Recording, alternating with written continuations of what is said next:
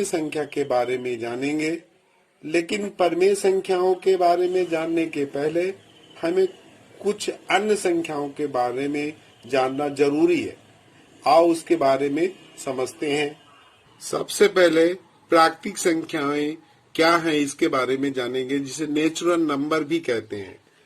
तो जो गिनने में प्रयुक्त संख्याएं प्रयोग की जाती है, ली जाती हैं, उन्हीं को प्राकृतिक संख्या कहते हैं। इसे यन से प्रदर्शित करते हैं, 1, 2, 3 एंड सो ऑन, अनंत तक। इसका मतलब है सबसे छोटी प्राकृतिक संख्या है वो तो पता है, परंतु सबसे बड़ी प्राकृतिक संख्या हमें पता नहीं है। अगली संख्या पूर्ण संख्याएं के बारे में हम जानेंगे, जिसे होल नंबर कहते हैं। होल नंबर,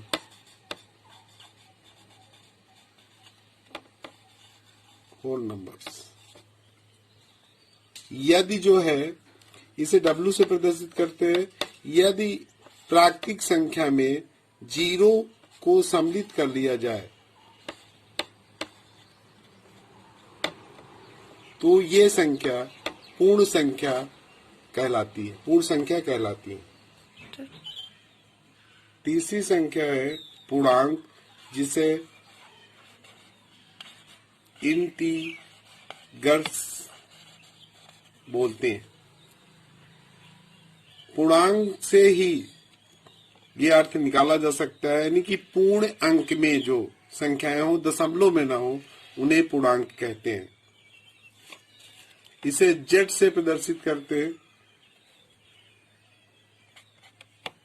इसमें ऋणात्मक और धनात्मक दोनों संख्याएं सम्मिलित होती हैं।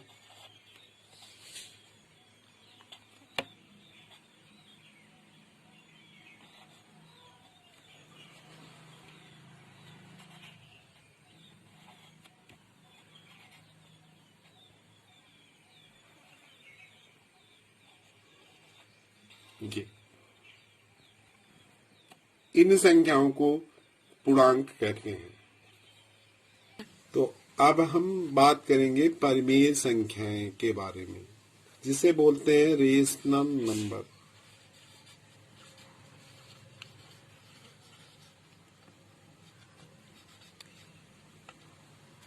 रेशनल नंबर, यदि P व Q दो पूर्णांक हों जिसमें P/Q के रूप में लिखा जाए, यानी कि जिसे P/Q के रूप में लिखा जाए, तो ऐसी संख्याओं को परिमेय संख्या कहते हैं।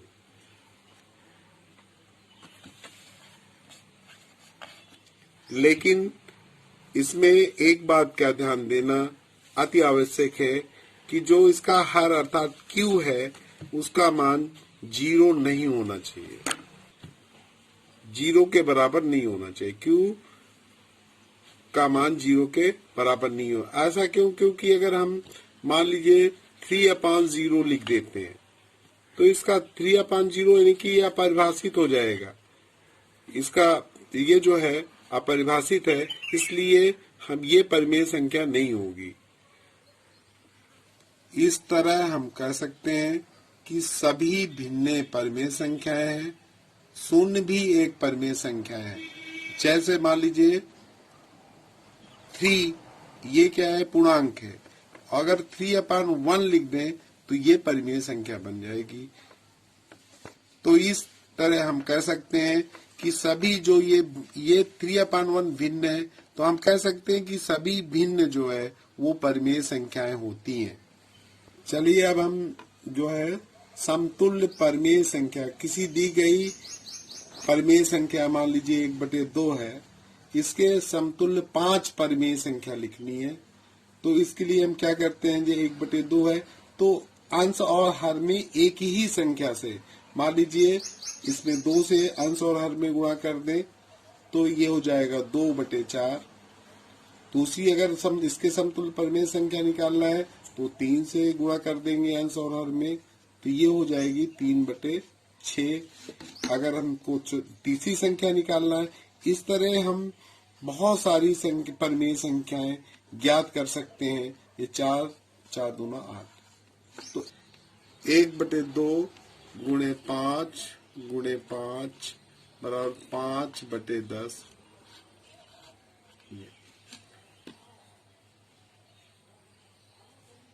1/2 6/12। तो इस तरह हम जितनी परिमेय संख्या पूछता है वो उसके समतुल्य हम परिमेय संख्याएं लिख सकते हैं। अतः किसी परिमेय संख्या के अंश तथा हर में एक ही शून्येतर पूर्णांक से गुणा करके समतुल्य परिमेय संख्याएं प्राप्त कर सकते हैं।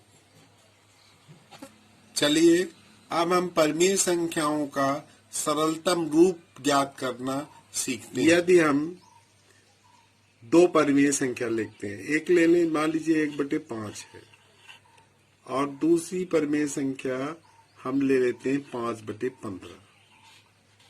ये ले लिया, तो 1/5 और 5/15, तो 1/5 तो सरलतम रूप में है, लेकिन 5/15 का जो सरलतम रूप होगा 5 5 5 15। तो इस प्रकार हम देखते हैं किस निष्कर्ष में पहुंचते हैं। अगर ध्यान दें तो 1 व 5 का मासा 1 है, तो यह परिमेय संख्या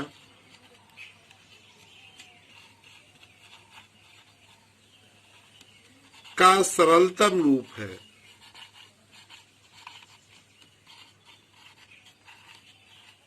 परंतु 5 व 15 का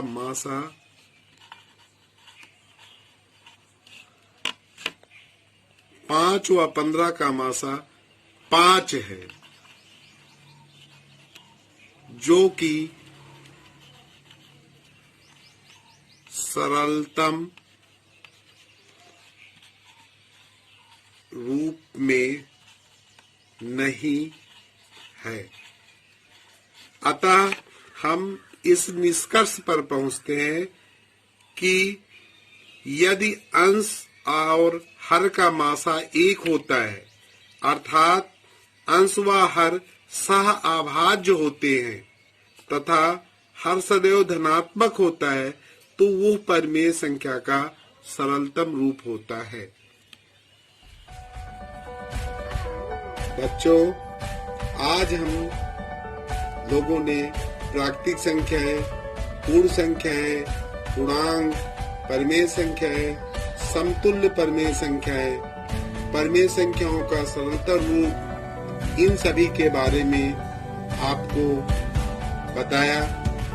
अब अगले वीडियो में हम आपको 2 परिमेय संख्याओं में बड़ी परिमेय संख्याएं ज्ञात करना बताएंगे।